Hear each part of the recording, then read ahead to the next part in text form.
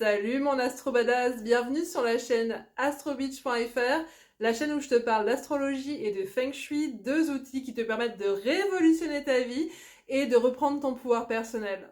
Je te conseille de rester jusqu'à la fin de cette vidéo parce que j'ai des surprises pour toi pour 2026. Et aujourd'hui, on parle ensemble des énergies astro du mois de novembre et tu vas voir, ça remue encore. En effet, il va se passer beaucoup de choses niveau astro, mais focalisons déjà sur un point. Il se trouve que novembre, c'est la saison du Shadow Work puisqu'on est en pleine saison du Scorpion. Le Shadow Work, c'est le moment où tu vas aller travailler tes ombres, ton inconscient, pour pouvoir traiter ce qui doit être transmuté, pour que tu puisses être plus aligné par rapport à ce que tu veux vivre, par rapport à qui tu es vraiment et par rapport à ce que tu es venu faire dans cette incarnation. Donc c'est un moment qui n'est pas forcément confortable puisque toutes les choses que tu dois voir vont se révéler, vont remonter à la surface. Un peu comme quand tes eaux usées remontent dans ta douche, ça fait pas plaisir, mais en effet c'est qu'il y a quelque chose à déboucher. Et ben c'est pareil avec le Shadow Work. C'est donc un moment où l'univers te demande d'affronter tes peurs, d'affronter tes ombres, d'affronter les choses qui sont peut-être les plus cachées pour toi et que tu dois voir. Donc courage mon Astro Badass, c'est un moment d'introspection entre guillemets forcé. Et pour t'encourager, sache que c'est en descendant dans tes eaux, descendant dans ton inconscient, en ressortant avec des consciences que tu reprends ton vrai pouvoir. Le début du mois va s'ouvrir sur des énergies taureau. Déjà, la super pleine lune du 5 novembre en taureau va venir te questionner sur ton équilibre intérieur entre le confort, l'amour de la vie matérielle, l'amour des plaisirs simples du moment présent, mais où on n'ose pas trop prendre de risques.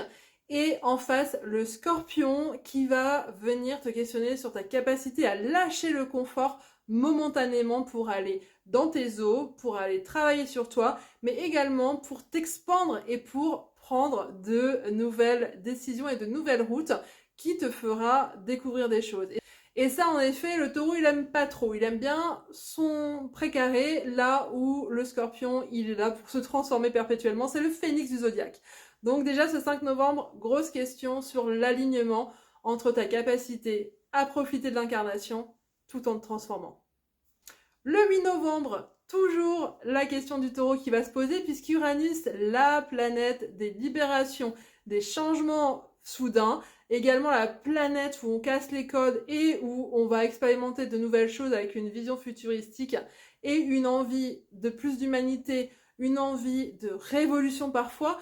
Elle va retourner dans le taureau, sauf que en rétrogradation, elle va venir t'interroger sur est-ce que là tu es aligné, encore une fois, sur la façon dont tu vis ta vie et tes envies de liberté, ou est-ce que tu es trop dans le confort, tu es trop dans cette zone de confort où tu n'oses pas sortir parce que tu as peur de perdre, là où effectivement Uranus est là pour secouer, donc on n'a pas peur de perdre, on avance léger, on sait, on a foi dans l'univers, notre Père suprême. Là où le taureau va compter ses noisettes et va compter ses biens matériels. Donc déjà, ce placement, il va venir t'interroger sur ton rapport entre ta sécurité, ta stabilité et tes envies de liberté. Donc tu vois déjà un mois qui peut secouer sur ces questions de matérialité et de transformation et de liberté. Comme novembre sera un mois marqué par les rétrogradations, je pose le concept ici pour celles et ceux qui ne connaissent pas. Une planète qui rétrograde d'un point de vue géocentré, du point de vue de la Terre, donc de notre point de vue d'humain, ça veut dire que la planète, on a l'impression qu'elle recule par rapport au chemin de la Terre autour du Soleil. Un peu comme quand tu prends un train et que le train à côté de toi avance moins vite, t'as l'impression qu'il recule. Bah non, c'est juste ton TGV qui va plus vite. Eh bien, c'est la même chose. Mais d'un point de vue symbolique, ça va surtout tourner l'énergie de la planète vers ton intériorité. Et donc, c'est encore une fois une introspection qui va venir remuer par rapport à la symbolique de la planète pour toi. Ceci étant dit, revenons à nos transits de novembre. Mercure va donc rétrograder dans le signe du Sagittaire du 9 au 19 novembre. Puis Mercure va rétrograder dans le signe du Scorpion du 19 au 29 novembre. Ça veut dire quoi? Ça veut dire que du 9 au 19, tu vas être interrogé sur tes croyances, sur ta foi, sur ton chemin d'évolution. Le Sagittaire, c'est tout ça, hein. C'est l'expansion d'âme, c'est du coup le chemin de vie. Tu cherches à ce qu'il y ait du sens, tu cherches effectivement une philosophie de vie, à t'ouvrir l'esprit, à t'expandre, à aller vers l'inconnu qui te permet d'apprendre de nouvelles choses. Ce Mercure rétrograde en Sagittaire va donc venir te poser la question de où tu en es par rapport à ta foi, par rapport à tes croyances, par rapport à tes reliances et par rapport au chemin que tu empruntes, puisqu'effectivement le Sagittaire, c'est ce signe qui se fixe des objectifs et qui y va. Donc toi, où tu en es par rapport à tes objectifs de vie, est-ce qu'ils font sens par rapport à qui tu es vraiment? Une fois que Mercure va passer dans le Scorpion du 19 au 29 novembre, il va venir t'interroger encore une fois sur la question de tes profondeurs, de tes transmutations et de tes transformations. Et j'y vois quand même un parcours assez logique avec tout ce qu'on a vécu en 2025, le fait qu'on ait cette rétrogradation de Mercure dans le Sagittaire puis dans le Scorpion, ça vient un peu clôturer tout ce qu'on a travaillé, transmuté sur nous en 2025. Je pose ici, mais décembre sera un peu plus calme quand même.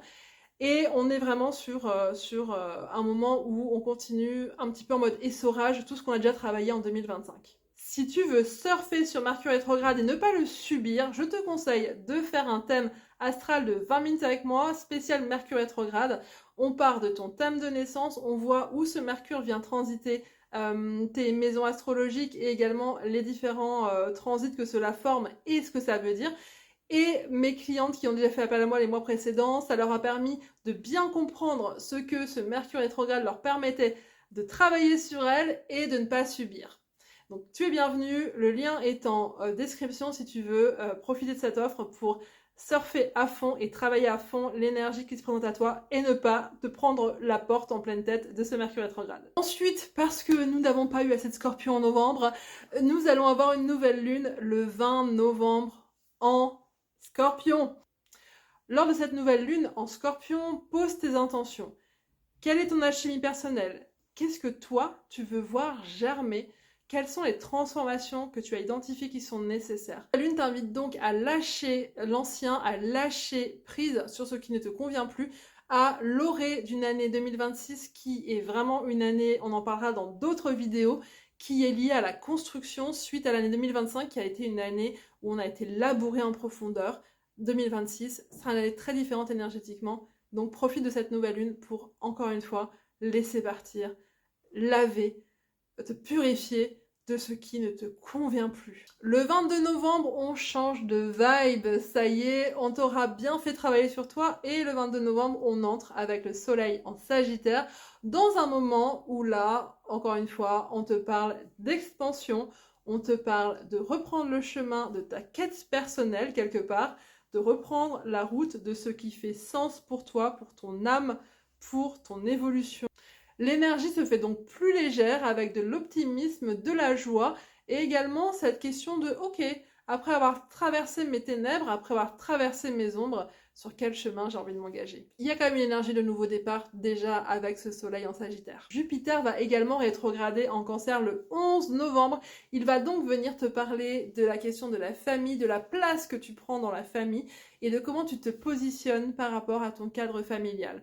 Ça ne veut pas dire qu'il faut mettre toute son énergie vers la famille, ça veut dire qu'il faut justement comprendre ce que toi tu dois mettre comme saine distance par rapport à certains liens familiaux.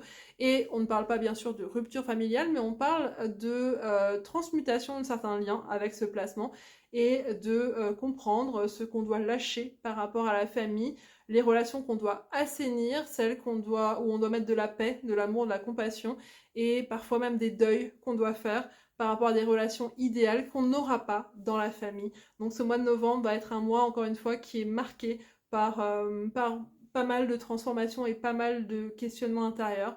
Donc n'hésite pas à prendre soin de toi hein, si tu sens qu'il y a quand même beaucoup de choses qui remuent. Mais encore une fois, ce passage est pas forcément agréable, mais il est indispensable pour aller vers une nouvelle voie, un nouveau départ qui arrive à partir de la fin du mois. Donc accueille tout ça, vois tes amis, sors, respire. Ne reste pas bloqué dans ce shadow work. Par contre, accueille-le parce qu'il est vraiment le terreau d'une nouvelle floraison à partir de très bientôt. Voilà mon astrobalade, j'ai fait le tour des énergies astro du mois de novembre. Tu fais peut-être partie de ces gens qui ont été complètement labourés par 2025, qui ont l'impression de passer dans une machine à laver, dans un checker, tu prends l'image que tu veux, mais en tout cas j'ai eu énormément de retours de ce type, Et du coup, j'ai eu envie de vous aider à préparer 2026 au mieux. Parce qu'en effet, 2025 a été une année où on a été labouré, où on a été essoré. Mais c'est pour notre mieux, puisqu'en 2026, c'est une année de construction. Pour ce faire, je t'ai concocté plusieurs outils, dont le calendrier astro, où tu vas retrouver bien sûr tous les transits mois par mois, les énergies saison par saison, les énergies mois par mois, et également des exercices astro-coaching pour pouvoir te projeter en 2026. Et je t'en dis pas plus parce qu'il y a encore plein d'autres surprises. Je tiendrai également un atelier samedi 30 novembre de 14h à 17h en ligne où tu pourras venir entendre parler de 2026, des grandes énergies et bien sûr interagir sur le sujet. Et enfin, pour celles et ceux qui veulent comprendre l'énergie de 2026 pour eux, spécifiquement, pour ne pas subir la vague de l'année comme on a subi 2025, eh bien, je propose des thèmes personnalisés qui durent 1 heure, ça s'appelle thème annuel, et pendant ce thème, je te lis les grands transits de 2026 et comment ils t'impactent personnellement au vu de ta carte natale. Et sincèrement, c'est une pépite qui te permet de surfer sur l'année et de l'utiliser au mieux pour pouvoir t'expandre, pour pouvoir vivre ce que tu as envie de vivre sans te prendre certaines énergies sans avoir compris pourquoi. Je te souhaite un beau mois de novembre et si cette vidéo t'a plu, abonne-toi pour plus de contenu, partage à celles et ceux qui ont besoin d'entendre ce message et like, ça me fera plaisir. À bientôt!